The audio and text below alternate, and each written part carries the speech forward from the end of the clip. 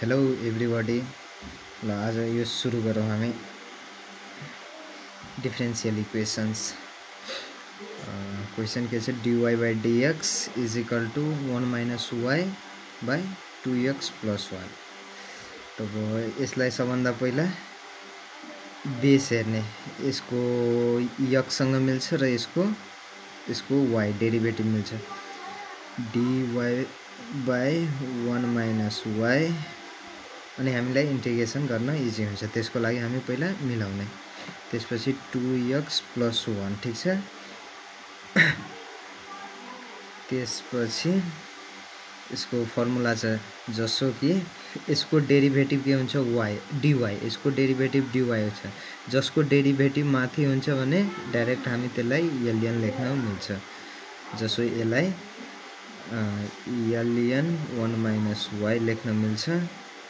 Minus, किनकि त minus यसको डेरिभेटिभ हुन्छ, माइनस dy भएपछि ln 1 minus y लेख्न मिल्छ। त्यस्तै गरी यसको डेरिभेटिभ हुन्छ माथि 2 हुनुपर्ने, त 2 हुनका लागि एकचोटि यसलाई रफली गरौँ भने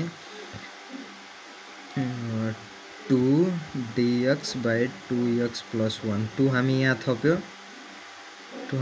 थप्यो, त्यसपछि यसलाई 1/2 ले डिभाइड गर्नुपर्छ। ठीक छ। पहिला इन्टिग्रेटिङ यसरी गरेपछि त्यसपछि त 1/2 यहाँ थपेपछि यहाँ 2 थप्नुपर्छ। यहाँ लेख्दिनु इन्टिग्रेटिङ अन बोथ साइड। ठीक छ।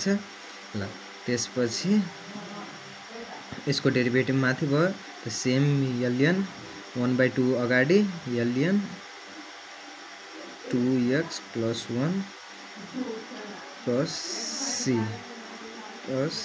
ठीक छ। यसलाई यो साइड ल्याएपछि 1/2 ln 2x plus 1, यसलाई यो साइड लगेपछि plus ln 1 minus y is equal to ln c। ठीक छ। अब त्यसपछि यसको एउटा फर्मुला छ कि integration 1/ax plus b dx को फर्मुला हुन्छ 1/a ln ax plus b plus c।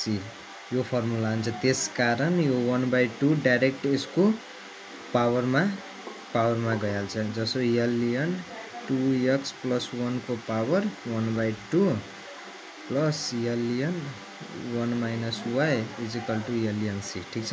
ln common आइगयो, यसलाई हामी यसको यो भनेको यसको पावर 1/2 भनेको root plus 1 minus y bracket is equal to ln c। ठीक छ।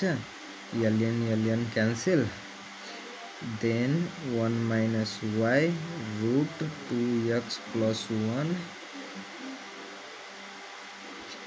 is equal to c। Thank you.